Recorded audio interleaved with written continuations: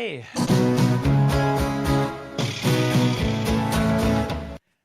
Welcome to Academy of Tone 279. This is the special Guitar Summit preview edition. Yeah, and well, my backing track, the first one actually was Jeff Beck, Pump, The Pump. It's a great song for a jam because it's so easy. It's only like 2 parts and 2 chords. And of course I was using our latest incarnation of Ampx with a monster reverb and monster gain because we have achieved some great news. And we will dive into details in a minute. Before we do that, let me explain a little bit what's going on this week and in this episode. Backing track mute. Then I have my cable out, get rid of my laptop, and yeah. Guitar Summit is the biggest guitar event in Europe, and for us here in Germany, it's the best thing ever. I have been with Guitar Summit since day one, which was I think in 2017, and yeah, it's getting bigger every year. It's getting better every year, and we have more and more international people coming in from all over the world, from the globe. Killer brands. The list of exhibitors is endless. I'm looking forward to meet people. And by the way, this morning I got an email by Stephen Fryette and said, "Hey, nice to meet you." And I will see him, and yeah, this is great to see people coming from the US to Germany so we can gather in this country. And yeah, we have something in between them and next to them, which is Mannheim. So that's pretty cool. Before we dive into the whole Guitar Summit topic, I had a little video clip that I wanted to show you first. This week, was it this week or last week, we had some nice visit by Uli Brodersen. Uli is using AMP1s. He started with the Mercury, with the Iridium as a jazz guy, smooth jazz guy, because he was so fascinated about the clean channel. And then he discovered the Mercury, and now he discovered the low gain sound on the Mercury using the one control. And yeah, I just took a little video snippet so you can hear some cool jazz with Uli Brodersen on the low gain mode, like no gain or the lowest gain possible on the vintage channel as his main clean channel. Enjoy.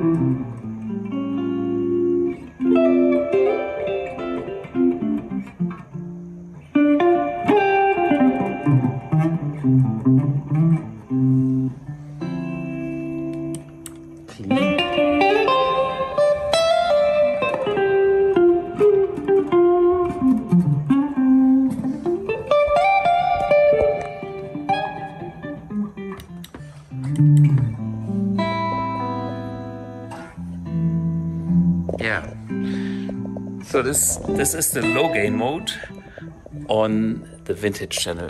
We turned the gain all the way down,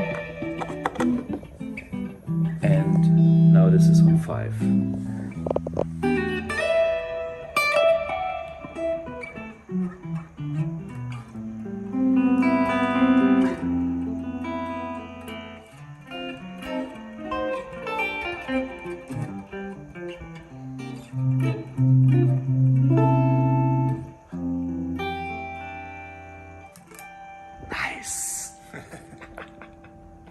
Okay, Well, yeah, this was a little cool just to relax because we are a little bit stressed because we are working to organize the whole event and we have tons of things to take care of.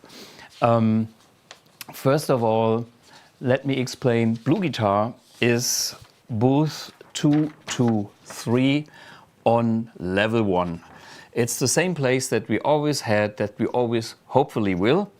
It's a very cool spot. You come from the main entrance and you go up the stairs and you bump into our booth. So, great location, and we can actually look over the fence and see who's coming, like in a castle.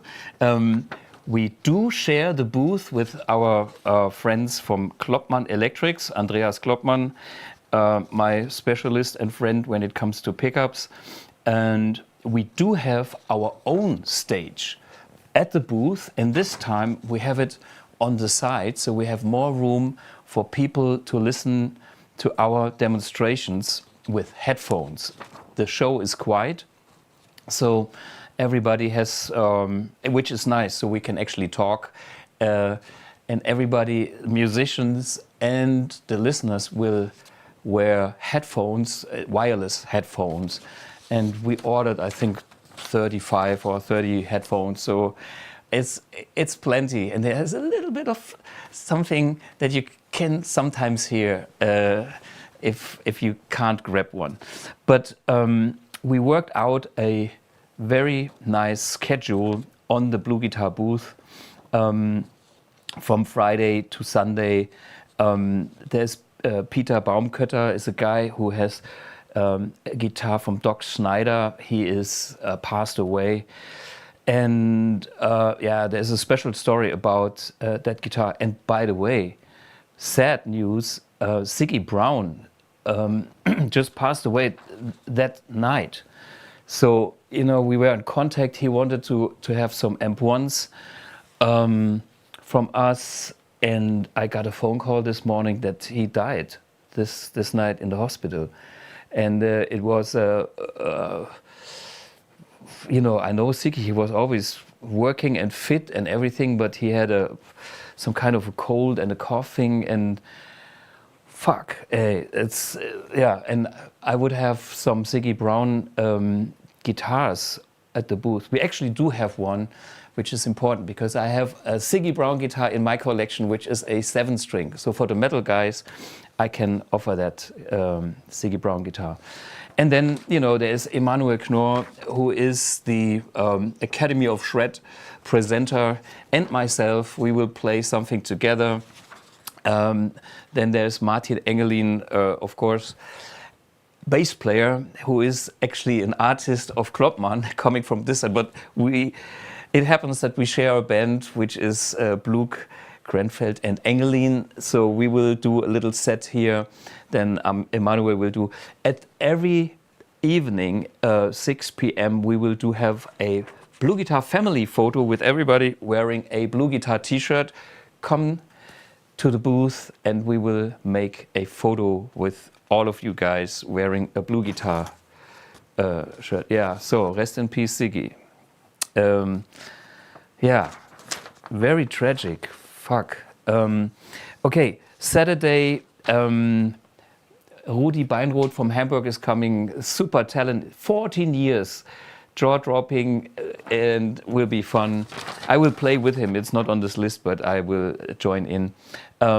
Special guests we will see, but you know, there's a lot of international guitar players that I know and that I like, and let's see who's free, but I'm sure somebody will come.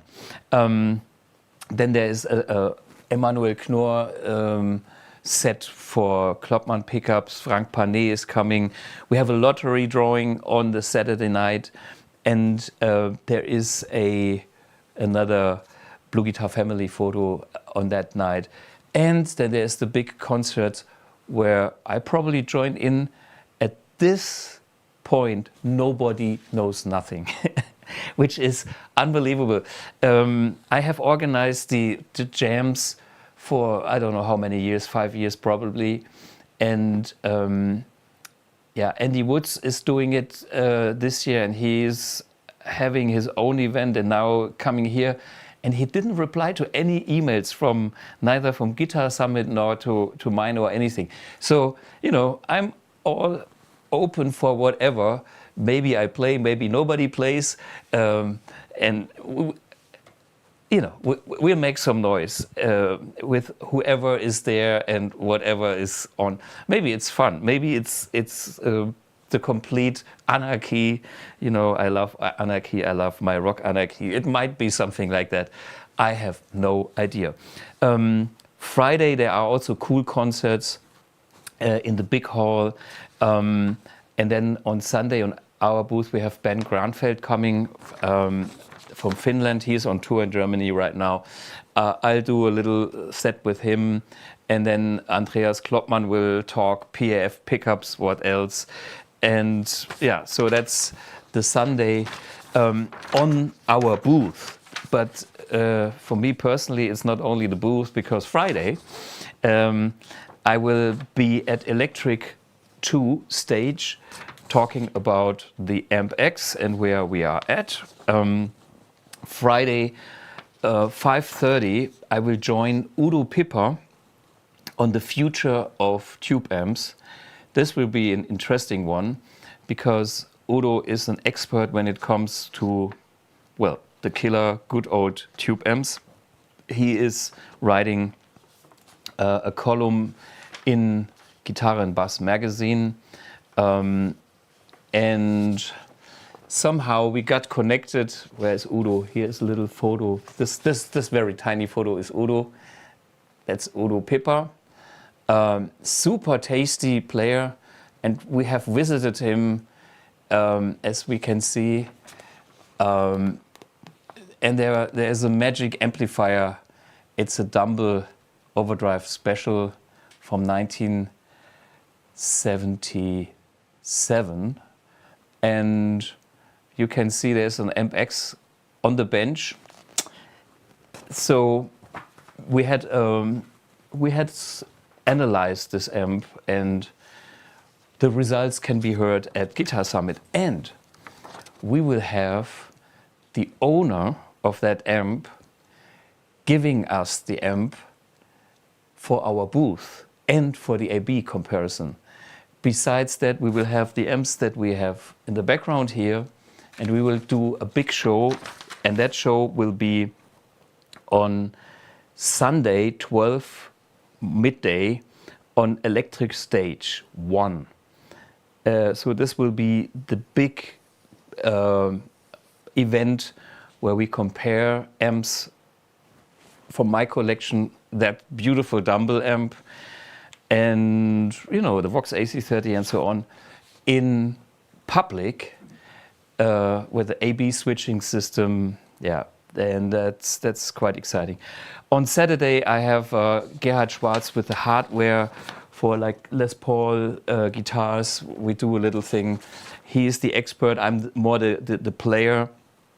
And there is my masterclass also on Sunday, 2:30 for 2 hours. So I will not be at the booth all the time. So yeah, you know, busy, but all good vibes. And besides that, you can see on the Guitar Summit website, there are all the stages, and there's all the artists coming to perform there and giving clinics. I'll just run through the names quickly. Matthias Eklund, you know, from Sweden, killer player. Andy Wood, of course, the master of the concert. Then Bernd, who is a German metal player, did some reviews of AMP1s, and by the way, Iridium and Mercury, but I guess he's more the Iridium. Tosin Abazi, you know, the Animals as Leaders, killer. Misha Mansour, Periphery, a metal hero. I have one pedal of his somewhere here, or maybe in the company. It is the Precision Drive, I guess it was. The Brothers Landreth, killer. They are for Duesenberg guitars and rev amplification, but they also own a Mercury. They bought it from us. Well, sometimes they travel lighter, maybe. And then on Friday there is Sascha Gerstner from Halloween, also with another amp brand, but I also know that this is in their arsenal as well. You know, for me, everything is cool as long as you have a tool that is doing the best for you. There is, you know, we are just a tool. I understand. I play a Strat. Sometimes I play Les Paul. Sometimes, you know, I play anything, and anything is okay. The list goes on and on and on. It's quite unbelievable how many great names we have. Rabea Massad, Philipp Sess, unfassbar, unfucking fassbar. Dweezil Zappa, yeah, okay, the son of the maestro. Andy Timmons, yeah, maybe I can do a little follow-up to the interview that I have done at NAMM with him. Billy Sheen, and, you know, John Brown, UK metal guy, Sarah Longfield, Christian Kohle, the German metal producer. Alex Colon, Nick is a guy who is home in any genre, from jazz. Chris Buck, maybe I have great memories with Chris. He came to Guitar Summit, I think it was 17, 18, one of the first ones, and I didn't know who the guy was, and the organizers neither. Somebody said, hey, there's a young, talented UK guy, and he should join my jam as a guest. So I simply handed it this guitar, said, here, come on, have fun and play. So he played my AMP1 Mercury at the time and this guitar, and he sounded like Chris Buck because he is simply great. So he's there. List goes on forever. And I personally have a Pliny is coming. Yeah, look it up on the Guitar Summit website. I have done, where is it, my own list of of people that I want to meet. It's of course some of our endorsees or users. Rolf Munkes, Jürgen Scholz is coming, Jimmy McGowan is coming, Andy Timmons I put on the list, Sascha Gerstner, Steve Fryett I mentioned, Ben Eller. He doesn't know me yet, but I would love to meet him because I love his videos from Uncle Ben, you know, shred licks. Chris Buck is here, John Brown, Peter Sonntag, and he is the bass player. And Reno, her guitar player, just called me this morning and how much she loves the Mercury edition. So she will also play with Peter at the event and will use this amp. The Brass Landris is on my list, Misha Mansour, Hussein Abani, Jack Gardner is coming. You know, if I only get 50% of what I have on my list, I think I'm pretty good. So, I don't know, unbelievable event. I'm so excited. And yeah, we will have something to show you. And therefore, I invited Julian Preuß, the one and only man from R&D, spending day and night with me. And yeah, we're here to show you a few of the new features on Ampx, which is about to get ready for production. Yeah. But yeah, what should I say? First of all, hey there, I'm still alive. I'm still with BluGuitar. Yes. I didn't die in the meantime. Yeah. And I forgot my drink over there. Lucas Lucas has the Bionade of in the background. Okay, Lucas, say hello. Hi. Cheers. Okay. This is some naturtrübe Blutorange, that helps. Okay, Julian, the chips terminator. Yeah. So what what has happening?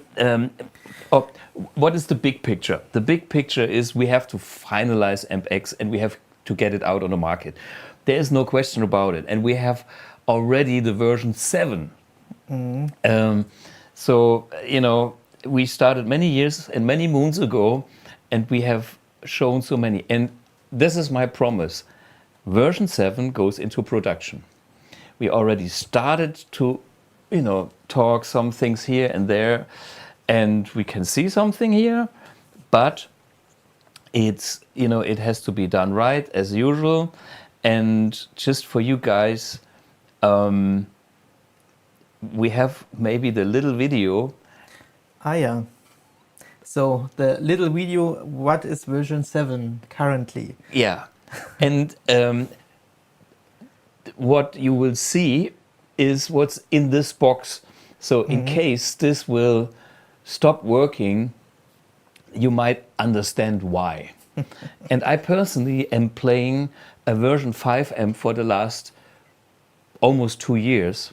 I mean, And it only died once. And it only died once. Yeah, and I trust, you know, all my gigs with the Ampx. But look on what is actually inside here. This is the PCB, and see how many little cables there are. And these cables are the modifications for the extra PCB, which is underneath the main PCB, and this is what, what is actually inside here. It's that fucking unit, and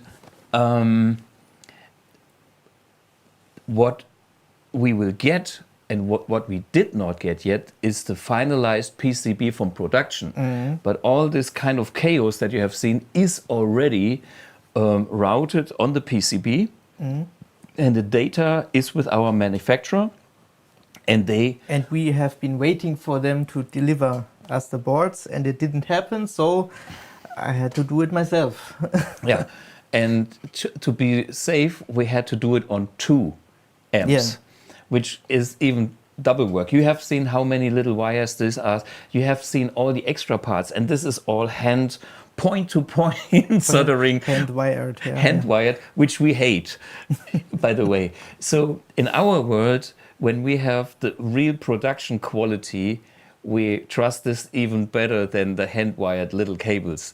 It's not because the cables are not thick enough. The cable must be very thin, because otherwise they would be mechanically too strong and hurt things. You could bend the whole thing. And also inside there is like 1 millimeter space between the metal of the front panel and the board. Yeah, okay.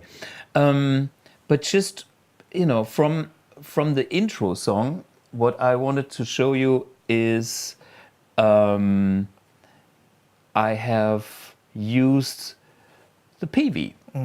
We have a Peavey 6505 here, which is a great amp. And this amp I was playing coming from the Ampx in combination with the super lush, that's also brand new, Reverb, that is almost endless.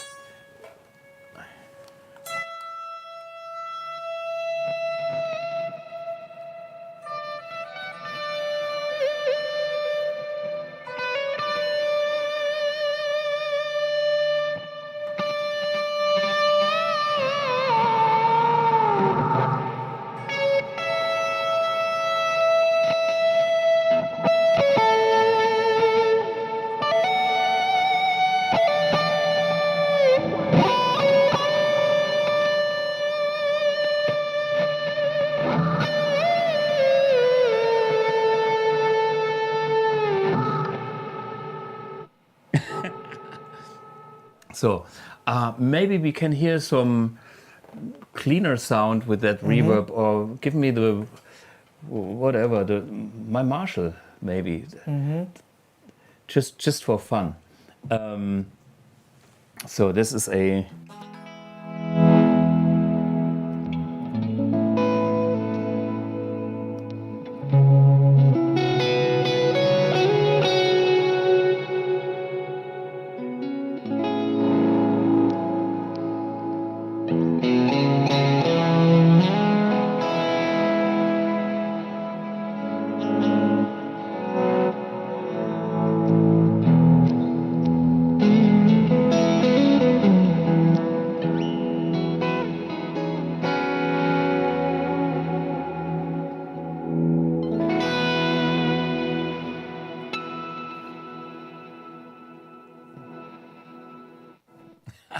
Yeah. So that's some quality reverb now. And you have to understand that all the effects that we are creating here are designed by our team. I mean, we have a digital guy who never has been seen in the real world because he works. He even doesn't want to have his forename mentioned here. Yeah. So, you know, he is just a master in the background. And we have been working on this reverb and, of course, other effects that are there. But he, you know, he's our digital expert. Okay, maybe we can simply have the Peavey and do the usual thing, the A/B test, if that's okay for you. I switch to that noise here. It is the Peavey. Maybe I can switch it off because you can hear that Peavey is a gain monster. And a gain monster, of course, is not as clean as, you know, a clean amp. and it's making noise. But this is what you expect from such an amp. And yeah, let's simply compare. This is one.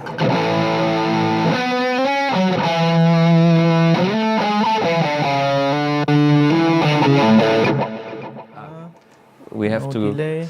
We don't want to fake with effects. We just Okay. okay.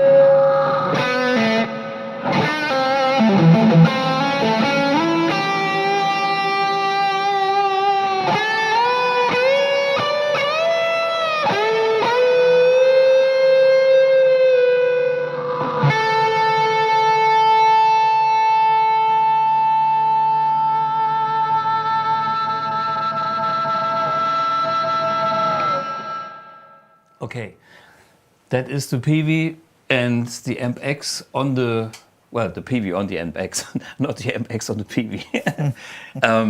It's not possible this way. But yeah, I don't know how close it sounds for you guys, but for me it was very close. And this is what we will show you guys in person, in the room, with a real speaker connected. Yeah, and what's also so important about the way we do the replicas of the amps is we managed to have pretty authentic tone stack settings, presence settings. What is this called? The resonance, and you know, all these dials that the original amp has, and it is. Yeah, it is a very, very, very close, maybe almost identical. Would you like to show anything? Yeah, let's show a few features that we came across while designing this amp model. Give the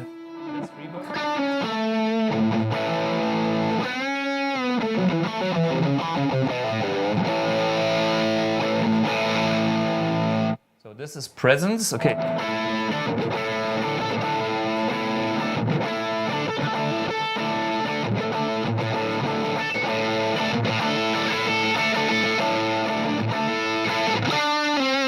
Okay, And this presence was designed to be set to 0, I guess. Yeah, because on the Peavey, I can show you the same thing on the Peavey.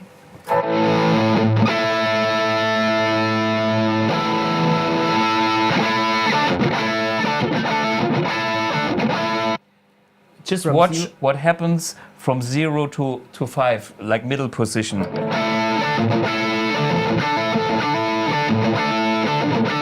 Literally nothing, okay? All the rest is coming when you turn it up.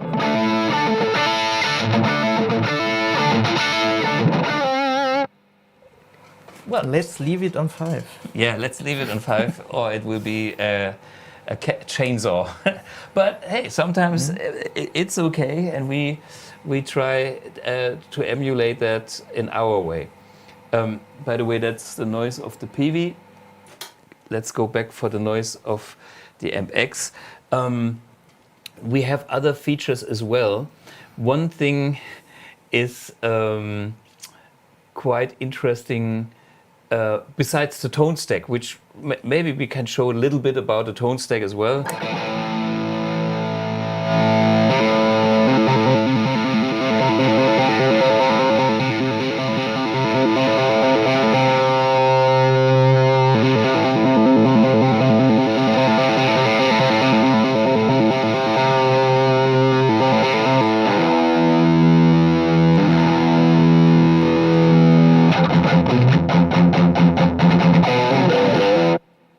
Maybe I play some heavier music for fun, because that amp is pretty famous in the metal world, and I know why, because it's so rich and gainy. But I kind of like it too with the Strat. You have heard it in the intro song. I would never buy a Peavey and play with this on stage for a couple of reasons, because it's too heavy.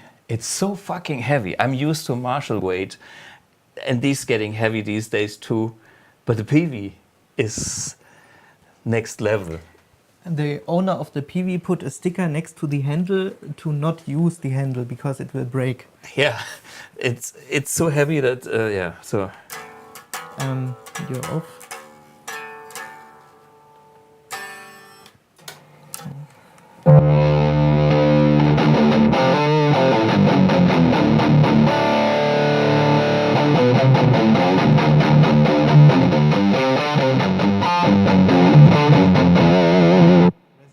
Resonance. Okay, that's the low body thing that we have here. It's killer.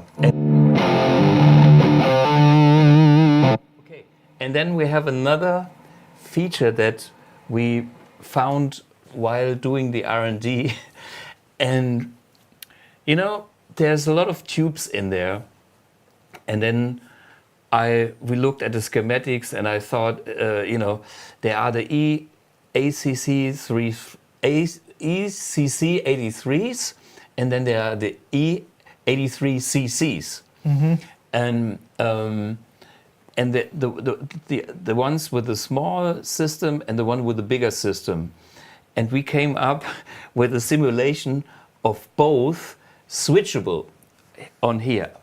You know what? Okay, I play a little Les Paul here.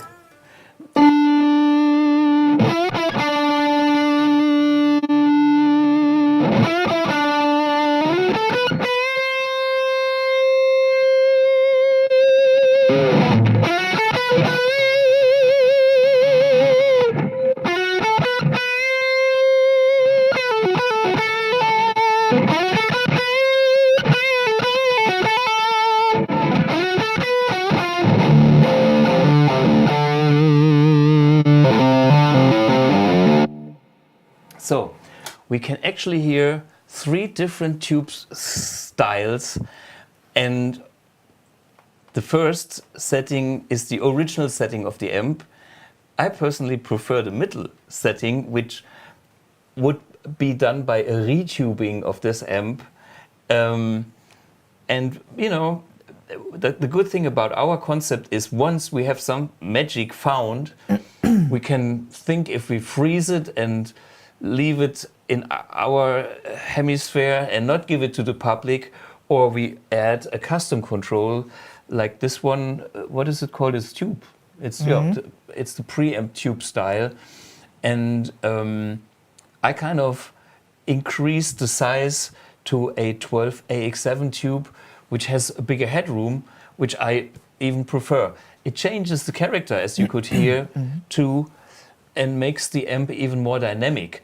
Some people want that metal fist with the high expressive high end and low end, but I'm more the traditional guy, and I'm happy if I get a more dynamic 5150 with some. It's still a 5150 with all the goodness, but it gives me even more goodness. And as soon as you found like the right Grundsoundqualität of basic so sound the quality, basic characteristics of the thing, there is suddenly opening a world where you can modify things and it won't get worse anymore. Okay, so I guess that was a quick one on the Peavey. If you want to hear that thing in real life, come and see us Sunday, 12 o'clock at Electric Stage. I think it was Electric Stage 2. And then maybe in the real world you can turn up the power drive. Which we didn't implement yet, right? Yes, we did. Is it here? Yeah. Just turn it up. Okay. Oh, sorry. Sometimes we have done.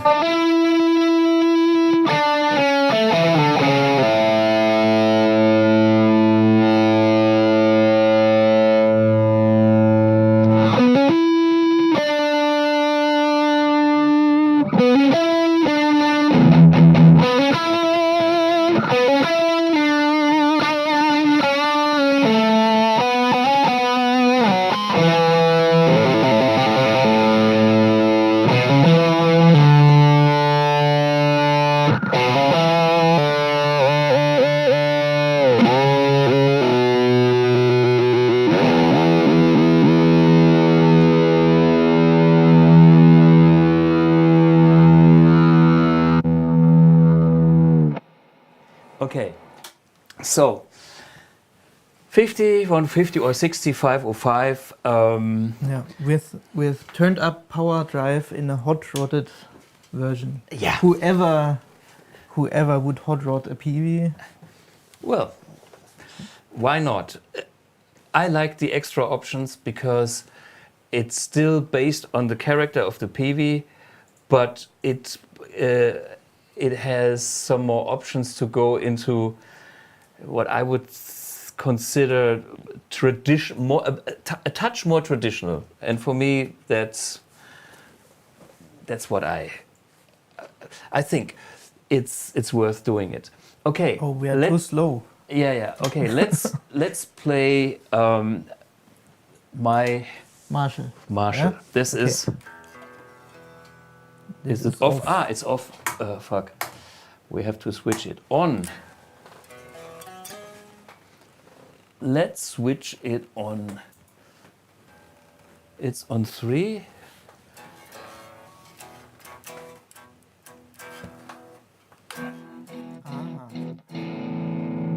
Okay. Wake up. Bum, bum, bum, bum. And it's a bit noisy. Wait a minute, I switch it off just for better quality of talking. This amp I own very long. It is my personal 50 watt Plexi, which is from 69 or 70. I think it's a 69. It's similar to what Dave Friedman. He has also his personal 50 watt Plexi amp that he loves so much. And this one is from my personal collection. That particular amp is almost on any of my records. It is my guitar sound. This is me.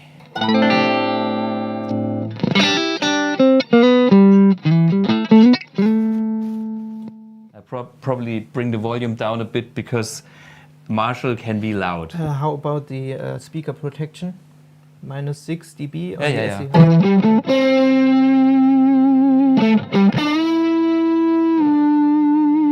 That's the same amp. Now cranked. So the settings are volume 1 is full and volume 2 is 2 o'clock maybe or something, you know, something bridged. And Volume 2 is on 7. on 7, okay.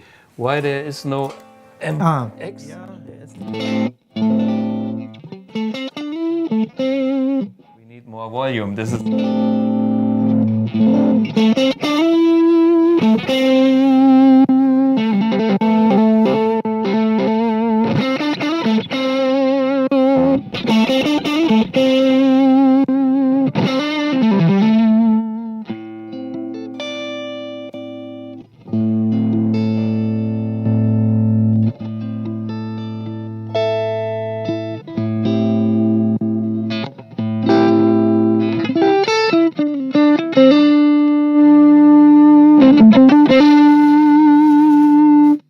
You can tell this is the real Marshall because it makes that double note coming from the power. So.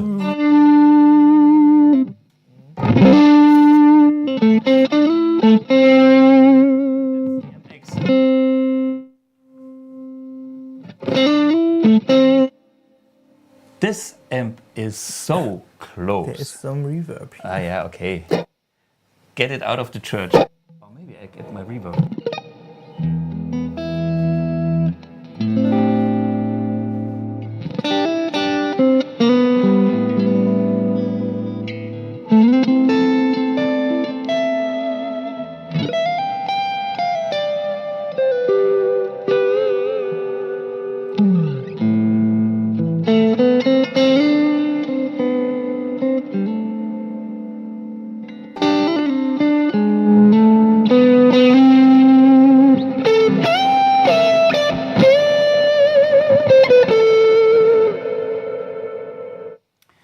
Electric Gallery.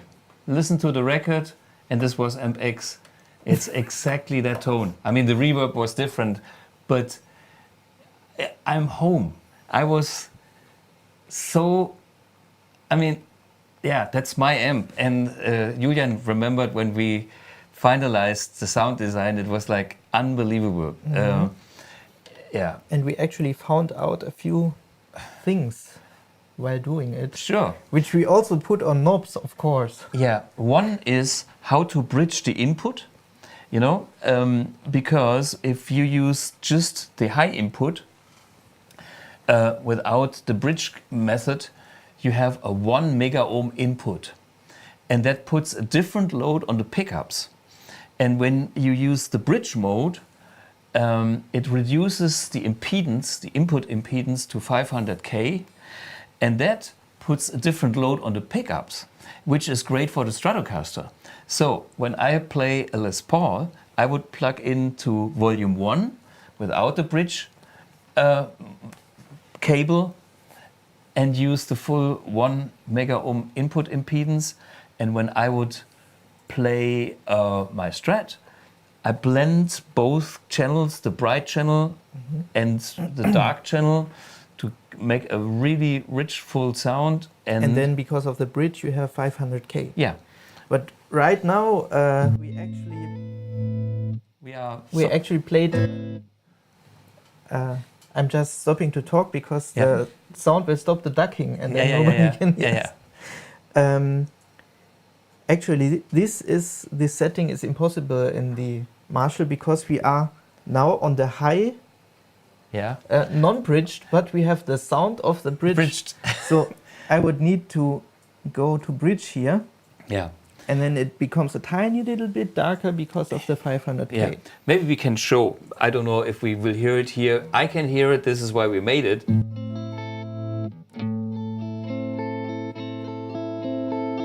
That's the 1 mega ohm? Yep.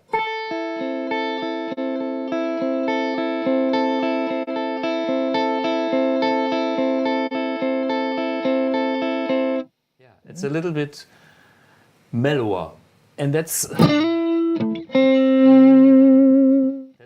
great for the Stratocaster. Okay, then we have the volume for channel 2. Yeah, of course there is the gain. the volume 1 is the gain here, and the volume 2 is adding bass. Yeah. So let's try it. From the other channel. I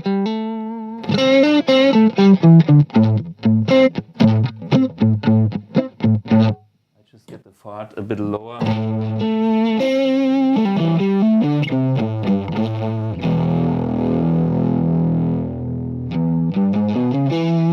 So this kind of makes authentic sounds from this unit, and you can just dial it into the perfect amount. Yeah, And but we left out some of the unhealthy settings. yeah, Like bass, On the 10. bass input on 10 and the Yeah. normal on 0. on 0.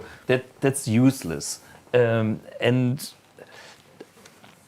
But for me, this sound is so fucking identical. We had huge fun in R&D. You will hear it with the speaker in the real room. I hope we will not kill anything, because there's no power soak. This is simply bam, you know. By the way, I believe someone previously asked what is the speaker right now. Well, we are using the Blue Box, and the Blue Box is always the same, Stack 1970, and my usual sound. So we have a reference. So the signal comes from the Marshall. The speaker signal goes through the AB system, Yeah. through the Blue Box, and then to the big cabinet As a load. in the other room. Yeah. Yeah. And that's fucking loud, because the Marshall has no master volume. And it hurts. Even though it's in a silent cabinet, it's not silent. Trust us. Marshall is not silent. For me, that's it's coming home. With this amp on the Ampx, I can do 100% what I have been doing in my past with all my records, and it's 100% das Geräusch. No matter what I have done here on these albums, that's this amp. That's partially this amp. On this record, I have used many amps, including the JTM 45, which is over here, which also will end up here. Also, I'm using Kettner stuff, but this amp also was on there. On the, that tone. It's my tone, and that's yeah, exactly.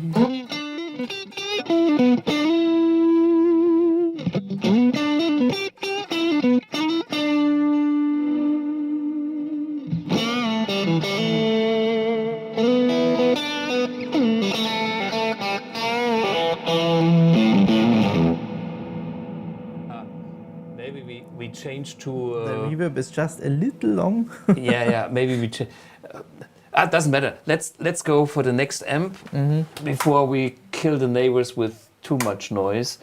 And this is another great amp. Maybe no reverb to start with. Vox AC30. I don't know if this can be seen. You know what we do? We can pick it up and hold it into the camera. Just show you guys how strong we are. Yeah. So it's a brown copper plate 64.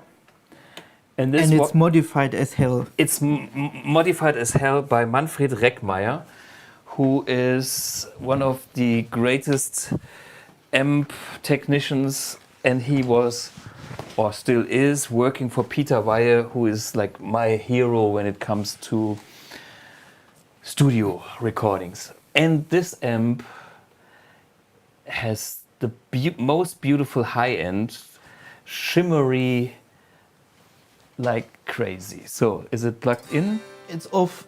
Then switch it on. So wake up, little Susie. It takes probably a while.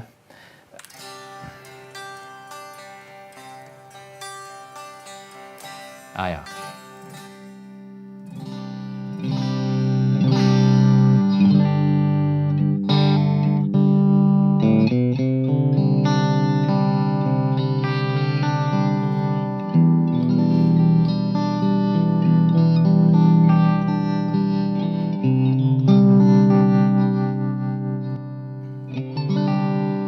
By the way, we are just about to recreate that magic tremolo effect as well. It's not finished yet, but we started. Yeah, let's see. Maybe for at the now show. there's just the amp. Yeah, for now there's a. Let me explain what I love about this amp. It's the.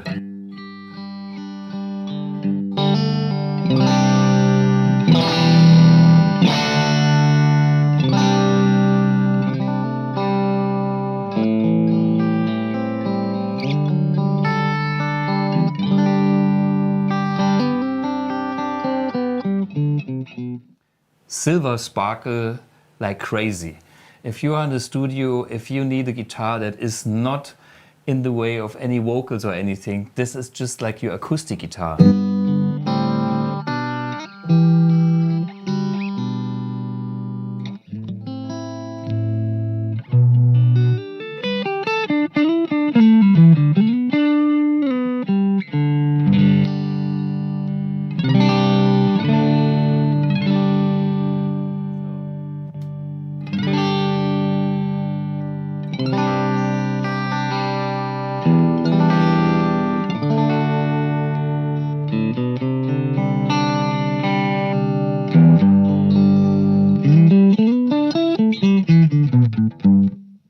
Exactly the same noise.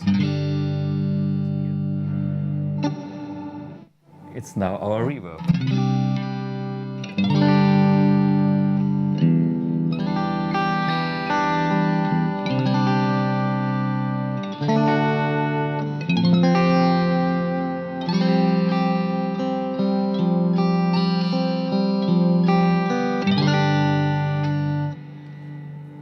Such a nice.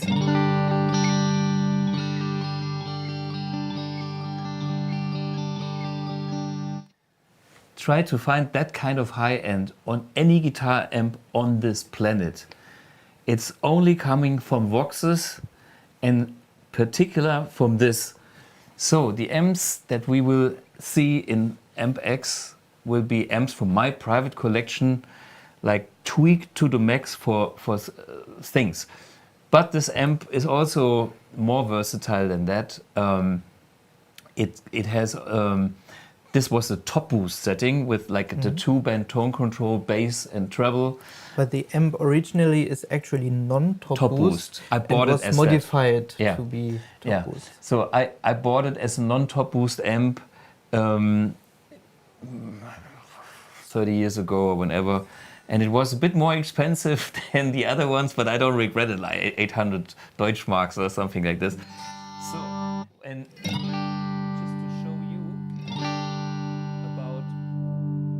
what happens on the treble control.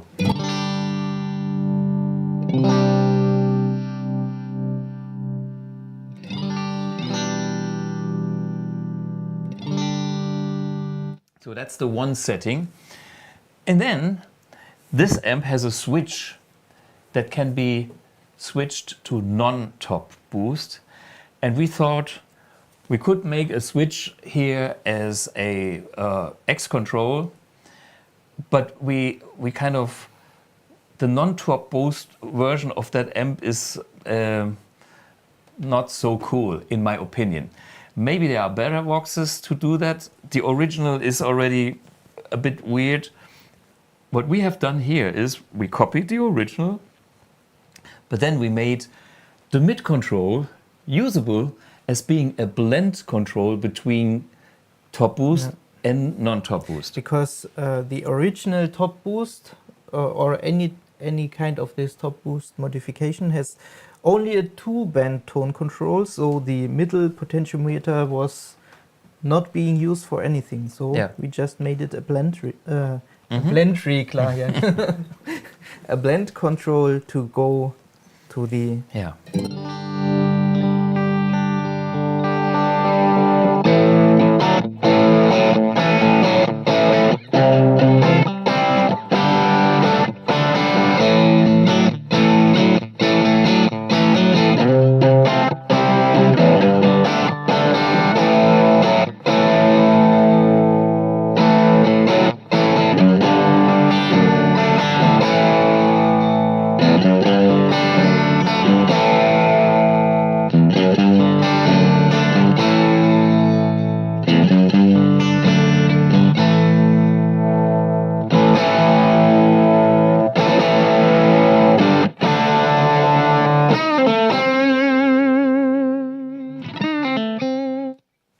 And I think this is even better than to have a Vox non-top boost with nothing. You can really dial in a frequency spectrum that you like in between both extremes. And that might not be the only Vox AC30 that we ever do, because I have heard in the real world some Vox AC30s in this studio from a guy from Darmstadt, for instance, and I like that amp a lot. You know, it's all about nuances and it's all about the subtle differences. And these sounds, you can try them out. If you want to keep them, you have to pay for us. But the good thing is you can download the sounds and you can play it with on your Ampx when it eventually comes out and you have one. You can try it with your guitar and you can decide which Vox, in case there would be two one day, you prefer and which one you actually buy. And it's not about how many, it's more about getting the right things. Yeah. And since all the amps can be saved as a preset with all their settings and any pedal in the front and any effect, it's also the case that you can already get many different sounds from one amp. Absolutely. You know, if we compare our concept versus the profiling concept, you know, in the digital world, they can recreate, or you can actually recreate your amp, but only one setting. And that one setting then will be pretty close in a way, but it will never be analog. So it will have latency and it will have some digital things that we don't have, because I think maybe you can hear it's so fucking close and it's the same feel. Because what we are doing is exactly the same processing like on the real amp. We come from that real analog world and then we bring it into our analog platform, and then we add on the digital goodness of flexibility and direct out and all that stuff. In the profiling world, you have maybe a pretty good direct sound, and then you have to find a solution how to make this a electric guitar sound that is as great as the sounds from the past.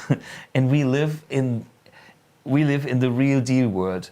I have gathered the best amps I could in my life, and we see some black faces here, and there's the Tweed Deluxe Fender, and there's more. And this is the level I live. And this is the level that we will recreate here and that we can show you now. And this is the proof of concept. And this is why we can tell you guys, finally, we stop working on our hardware. Because what you heard is a one-channel amp. This amp is only one channel. And to get from this ultra sparkling highs to the screaming mids and thump to to the Peavey is kind of two sides of the universe, and our one channel amp can nail that in every fucking detail. And for me, that's the sign of, okay, finally we can stop. But on this way, we learned and invented so many things that have not existed before. There is no power amp saturation independent from what usually goes with an amp and a speaker.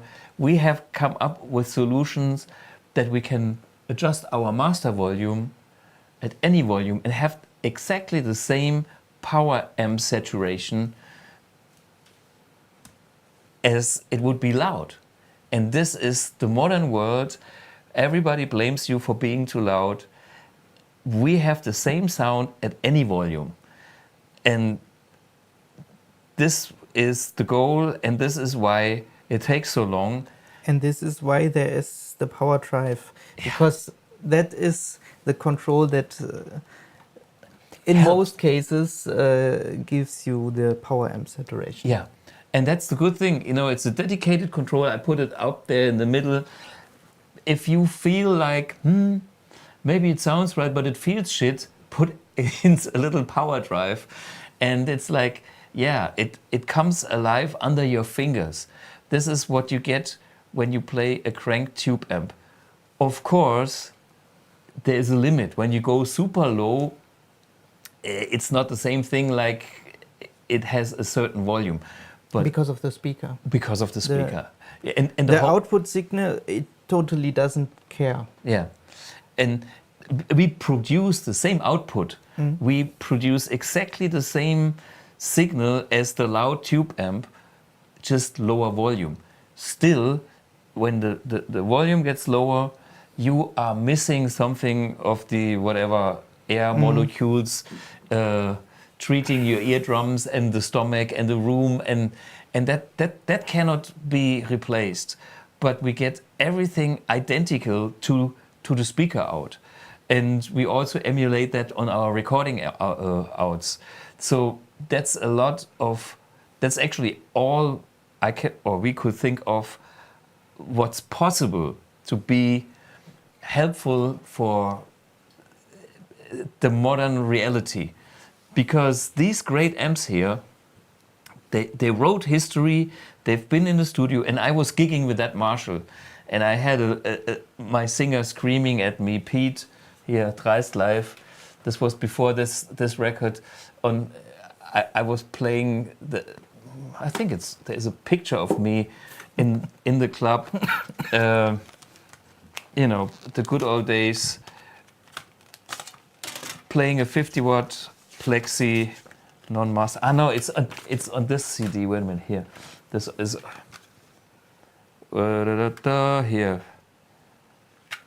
Here, maybe in the top corner. That will be hard. That's hard. Lucas, focus. Sweating. And these are the good old days. I was still smoking back then. This is 20 years ago, probably. And me sitting in front of a 4x12, having this amp and playing basically a bar. And the singer had red eyes because even the hardest screams were hard to compete. And by the way, his name is Pete. The only time I played this amp was at a date in a good situation, was at a Daytona festival in La, where we opened up for Deep Purple back in the days. Huge stage with a 3-piece band, so there was like Deep Purple stage and 3 little guys, one behind the drums, and then such a sound on such a big stage, no problem, okay? So this was the thing. And the other thing is, with Udo Piper, we gained the access to a real Dumble, Overdrive Special from 1977, I think it was. And we went to his place, and of course we had some fun measuring what was going on. And for me, it's always exciting to meet new people, and he turned out to be a super nice guy. Yeah. I mean, I know Udo for 30 years probably, but Julian was, and it was a great chemistry because Udo is doing a very careful job when it comes to sound. He looks at old amps, builds his own amps, and he uses the best components. He tries out different style of capacitors, and he understands, you know, the schematics in a way that he says, okay, I know in this part that kind of capacitor is authentic for that tone, and if something is missing, I probably go better with a mustard or with an orange drop, or, you know, all these kind of different style of capacitors, even having the same value, change the tone. And when he's finished with his treatment, his amps sound spot on, very, very musical, because Udo is also a great player. And this is a totally different approach. Yeah. So what we are doing, we need the best sounding references, and then we translate what is happening from these circuitries on the electrical domain, translated for the Ampx, and that's another episode. I think we don't go there because this is kind of a little bit too nerdy for now. But we have a little snippet when we both were at Udo's place having fun analyzing the amp. Watch it. Dumble Overdrive.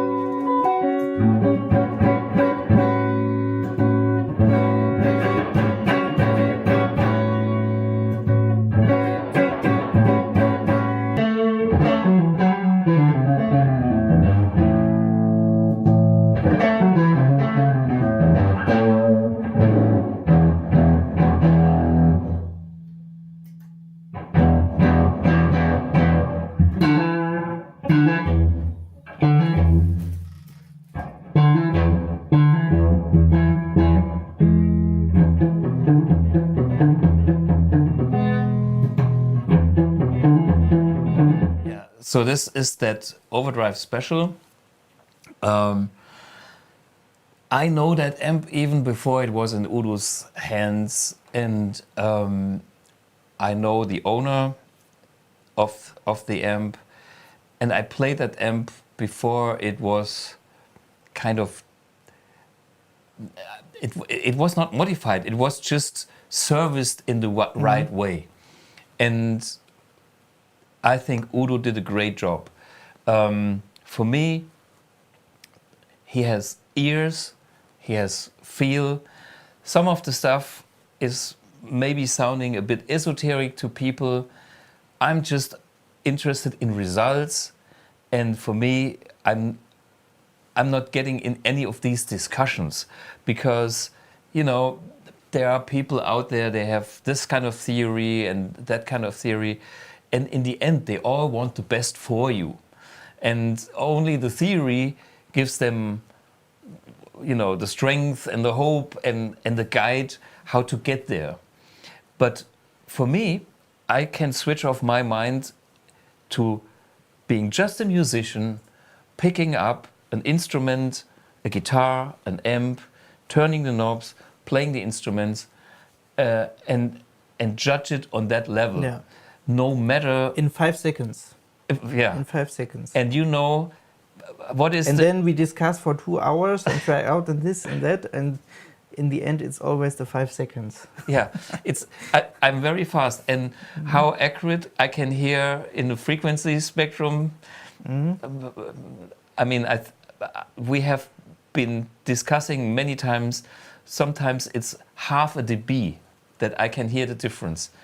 And this is, you know, he offers me, you know, working on then some... we start to think, yeah, where is that dB missing or too much? Yeah, but I can tell you right away, there is a dB missing, and sometimes it's only half a dB when it's at a critical point. If I don't like it, I'm sensitive, that's my job, to certain things. And of course, it's part of my taste as well, because I focus on the stuff that is important to my ears. And therefore, I have high respect for every sound creating tube guy or amp guy, because we need those to have great amps, great sounding amps. You know, for me, Dave Friedman has his ears, he has his style, and of course he makes his take on Marshalls, but I can hear his spirit through his amps. I like it that he has a style.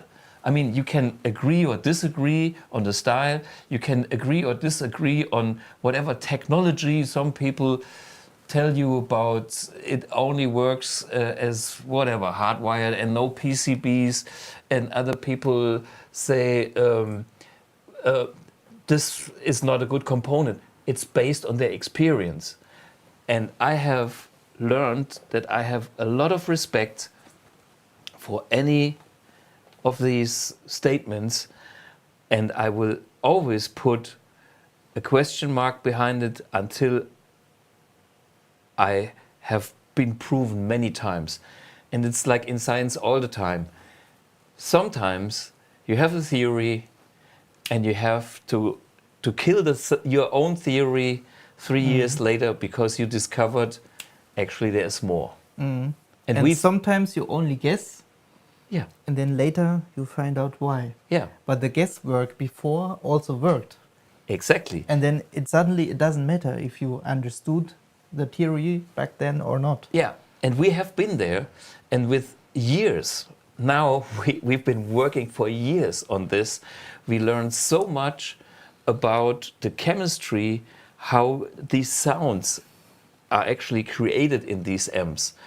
And Julian has no clue if this is a clear bottle KT66 or... Yeah, I don't know, I don't care. See? Yeah.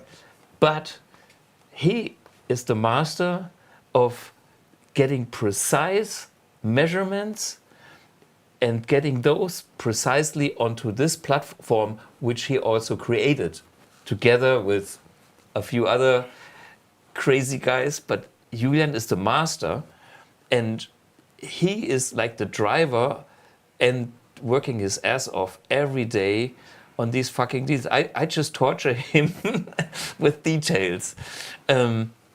And sometimes his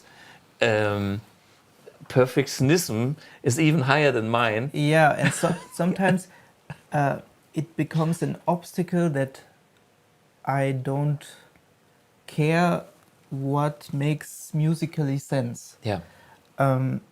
And then I start to, for example, I started to measure this tone control in like 100 meaningless settings. And this would end up in the replication of endless options, which are actually too much for the algorithm that does all the interaction of all the parameters, of all the tone settings.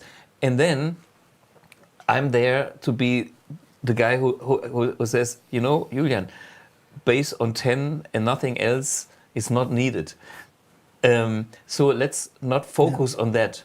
And then I can prioritize. And while doing that, we can guide the precision to the real characterful sounds. And then we are actually able to do what we can do. In theory, if you want to have 100%, 100.0000, it's an endless job.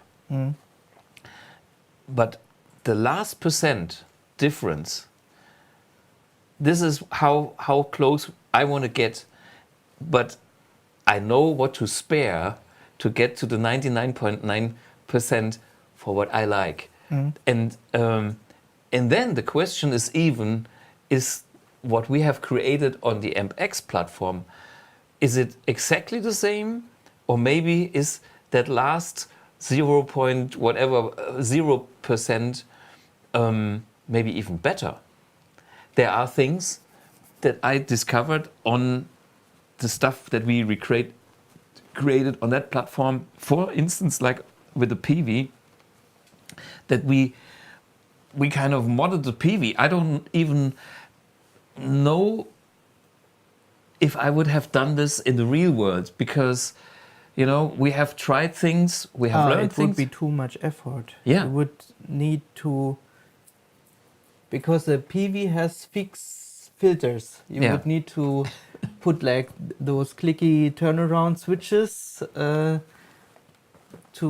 change the filtering.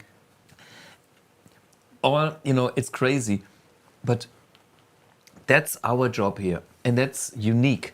And again, for me, people like Udo, like Dave Friedman, like Stephen Fryette, like Mike Soldano, I'm not debating on who's the best technician. These guys create tones. And Marshall created amps and tones without knowing, because I know that back in the days at Marshall, they didn't care that much about it. But the amps were so puristic, and what survived are the great ones. And there's a lot of fuzzy, shitty ones too that we don't see. So that's why my house is full of good Marshalls. And I have friends with also great amps. And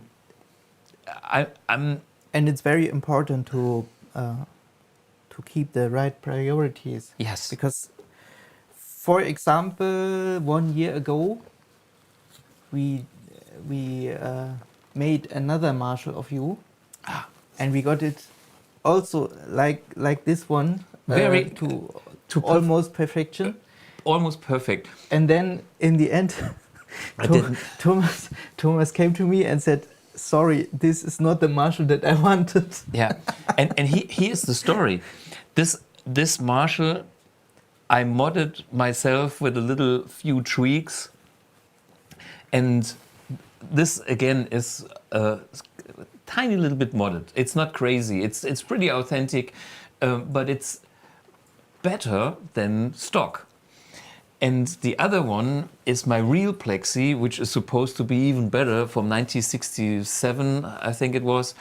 And then we decided, you know what? We go and have it 100% stock. So made the amp stock, played it, so okay, sounds like the Plexi.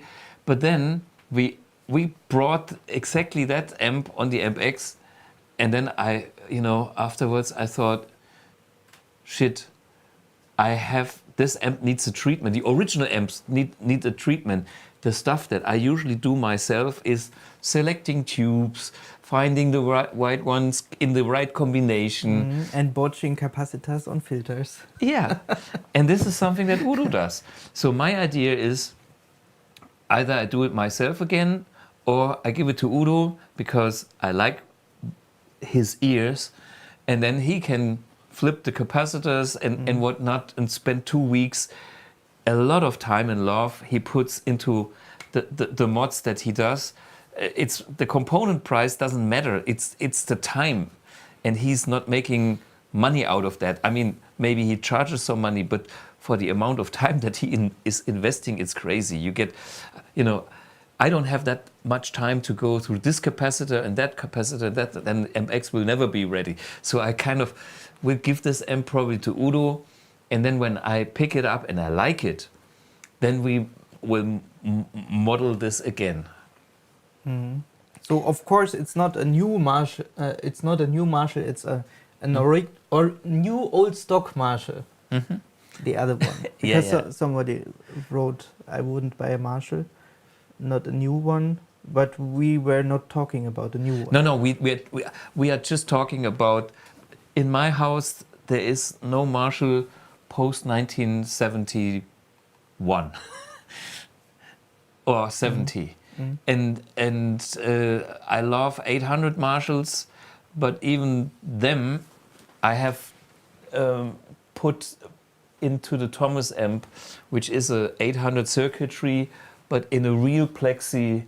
This is a real 1967, I guess, Black Flag Plexi. with an 800 circuitry, but the components come from the 60s, not from the 80s. And that's my 800 tone.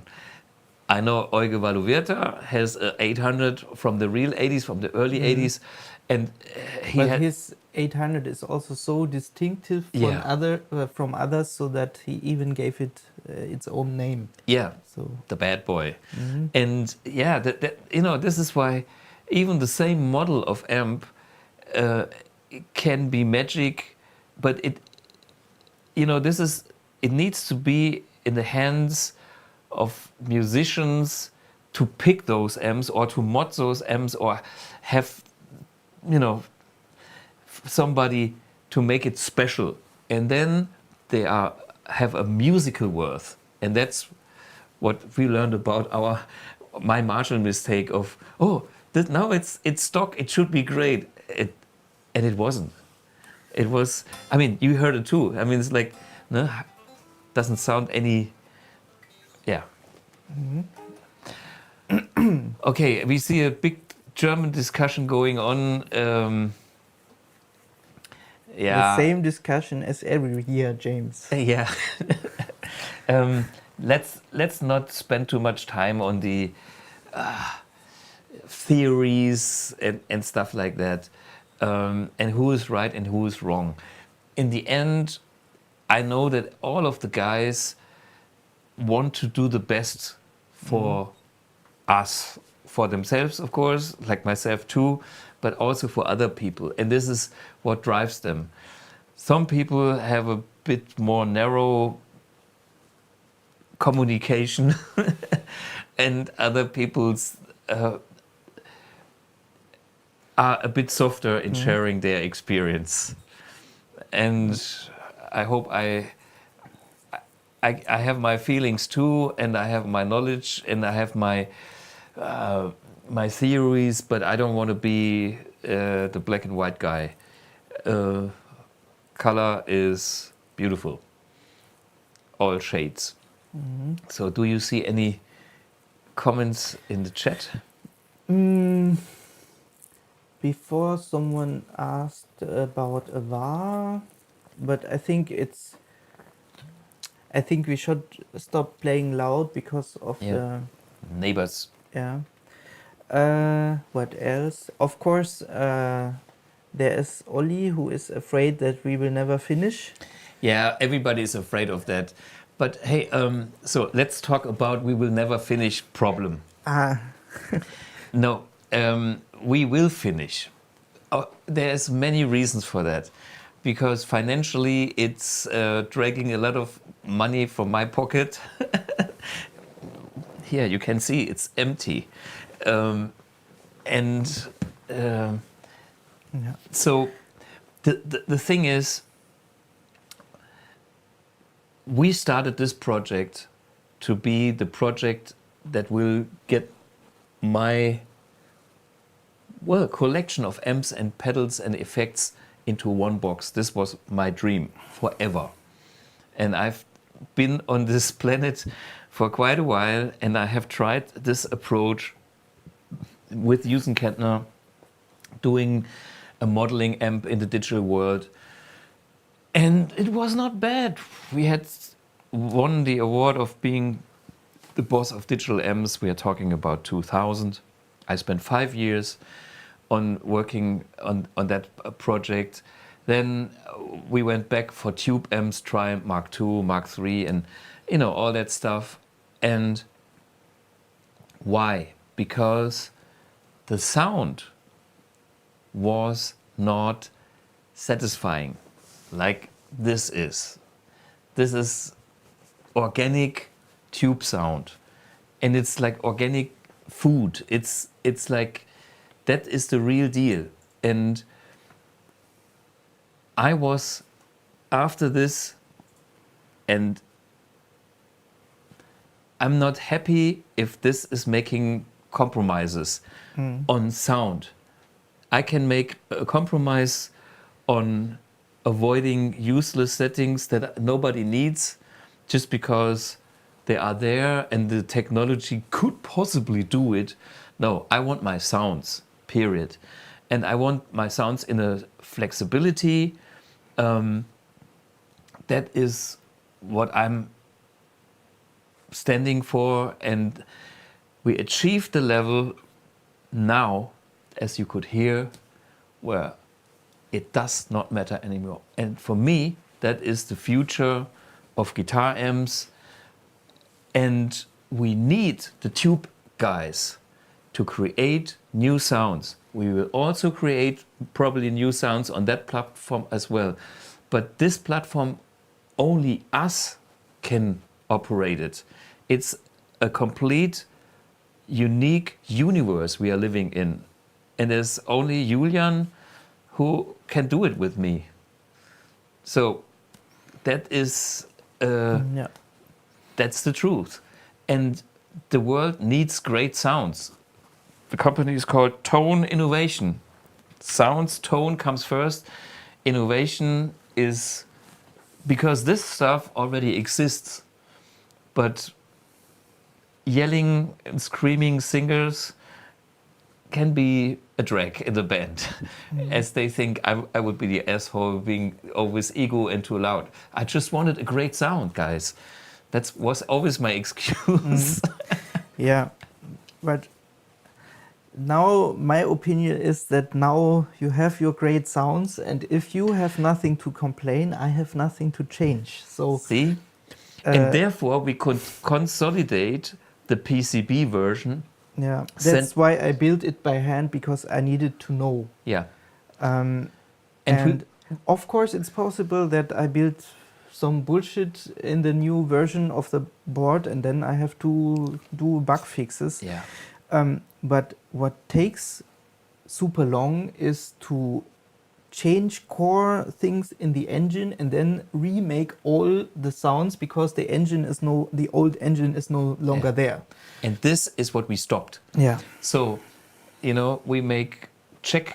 check this, we check that, and the list, it's super complex, but now we can check things and don't have to have a new page and start from scratch with all the same checkpoints and do them again. That's done. So, and that's why it will be seen. Yeah. It will be seen.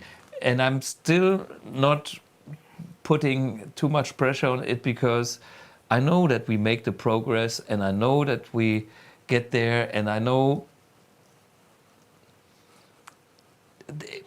it is around the corner. So what will happen next? We will hopefully get our 2 new prototypes with 2 sets of complete new materials next week, in 2 weeks. Yeah. Unfortunately, they didn't make it for the show. Yeah. Well, it's a usual thing, and we didn't achieve everything that we had on our list. Yeah. And also this is like built with totally old materials, and I hate it quite a bit.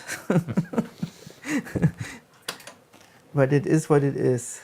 Yeah. Have you seen the logo? Now the magnetic field changed again. Yeah. Yeah. Okay. These are the little things we want to improve, because this is how it should look when it's closed, and the lights have to be off a little earlier when it's open. And when I assembled it, I noticed that this afternoon. This afternoon. Shortly before we went live. I noticed that the light is always on, so I bent the Hall sensor somewhat away from the magnet, and now it seems I bent it too far. Now it's like 5 degrees colder than in the company, and now it's off. Yeah. That is live. The positioning is right, but it needs to have the right distance. Anyway, see, this is the little tweaks that needs to be right too, but it's already in the design. It is already working. It just needs a little fine tuning. Yeah. So yeah, we still have some things to do. Yeah. And we often have the lack in communication, and that's why people are asking from many different channels how to get it, when is it done, and so on. what will happen is that the people who are in our waiting list at some point will get an email. Do you still want it? And then if you get an email like this, you can reply, and then it will happen. Okay, I answer a few quick questions. Dr. McFarlane Studio, hey. Hi. Yeah, from Nashville. Can you save presets? Of course. I know this was the how you would assign the foot switches. Well, we have. That is already done. Yeah, this is already implemented. So there is the blue and there is the purple one, and that goes for every foot switch. You can assign special function on any of the foot switches. Maybe you can explain. Yeah, there is. First of all, there is like many presets. I think we limited it to 128 because that fits MIDI. the MIDI Standard. space. But the foot switches are not completely connected to presets and also not completely connected to functions, but you can freely assign any foot switch to any function. For example, you can put 2 volume settings on a foot switch, and then you can press it, and the amp will toggle between the settings.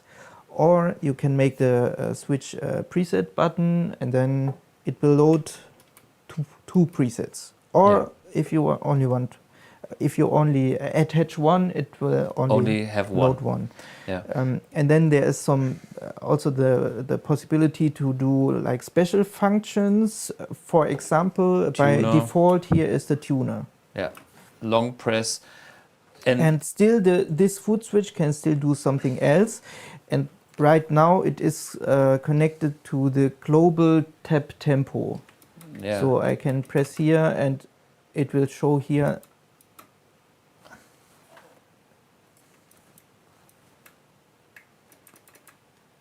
Yeah. But I'm using that foot switch for my delay volume, which is my tape delay reflex that I have in front of the even overdriven. So I can switch my delay off or have a high volume setting and a low volume setting. And when I press and hold it for long, I have a tuner. So, you know, I can go with a tuner and my, you know, this, and use all the other switches for preset functionality. Mm-hmm. Can we change the foot switch color? Of course. We need to ask our Special software specialist, but I think it's even possible to give each preset its own color. Yeah, we have the we have access to any color. We can blend. What is the colors that we any? It's RGB inside. Yeah, and where? Keep it simple. Okay. Yeah. So you can even put a background color so that the foot switches have like a basic illumination if they are off. Yeah, and you can see it with a little glow, and then you know all these little twiddle bits are there, but the UI experience, I'm not happy because we didn't spend time with that. You know, we spent only time with the sounds. But why did we spend the time with the sounds? To make the proof of concept of the hardware. Mm-hmm. Now we can work in parallel while the manufacturer is working on the hardware, and we can make our loops on the hardware. We can use the time here now on the UI, and that's going on and is finished by the end of the year. Somebody promised it to me, and then I will. Let's see how the production goes. If we have criticism over there, but you know, this is not the first AMP1 that they have built. They are having a learning process as well, and we worked on the flap. The thing is now much straighter than a banana, like it was before. And there's so many fucking details on this concept. But working every day in, day out, even nights, we achieved a lot of the check boxes, and the end is there. Can you do a software in time? What do you mean by software in time? I think he says that we can push the software and finish the hardware first. Yeah, of course. That's why the UI here is not finished, because we are doing exactly that. Yeah. But some parts of the software exist. No, that's not what I mean. Some parts of the software are so important for sound design that we can't push it. Yeah. We had a long period of our previous developing time, I think version 3, 4, 5 and so on. A lot of my time was getting the right algorithms to be able to recreate the original tone controls. And that I can't push, because if I can't build a tone control, I also can't test the hardware. Yeah, it all goes together, and this is something a camper in the Quad Cortex cannot do, because they have a different system. They use a different technology, and the tone controls are not exactly those from the original amp, and it's a snapshot. And our approach is first, even for those guys who are dealing with software, we are doing things that is beyond some of that stuff of the interaction and things, and we are doing it on top all analog. Nobody has been there. Nobody has done that. What's going on in the chat? Huh? I think Lucas is telling us by the chat that we should finish the stream. Aha, okay. Okay, guys. Yeah, it can get really nerdy. We will be at the Guitar Summit. You can see what we do. I think the most exciting event for me will be to show what you have heard here on the Sunday in a room with real people, and maybe I have somebody else playing the amps, so I'm not doing it. And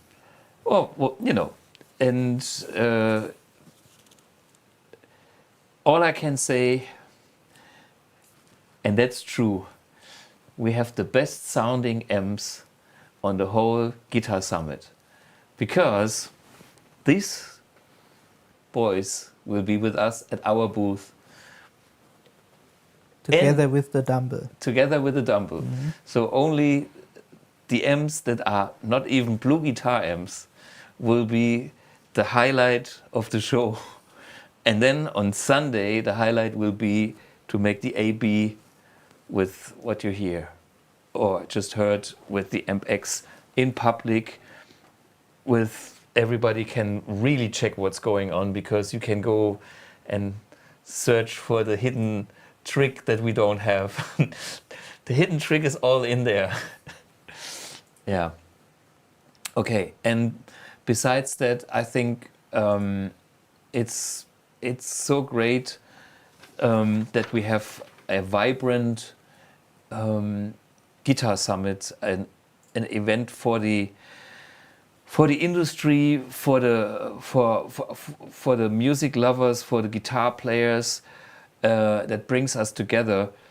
Unbelievable, great event with so many killer workshops. It's the crème de la crème of what is available. I mean, we are talking Driesel Zappa, we are talking Plini, we are talking Misha Mansour. Everybody is there.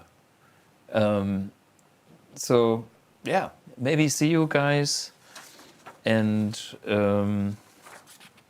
see us at our booth 223 level 1. And we will keep you posted with the live stream if it works out. I think we planned it for Saturday, depending on the internet. But, you know, there will be news. Thanks for joining in. Thanks, Julian, to join in. Thanks. He is very rare in the studio because he is working his ass off in R&D every day. Oops. That was my pick. Bye-bye. See you at the show. Cheers.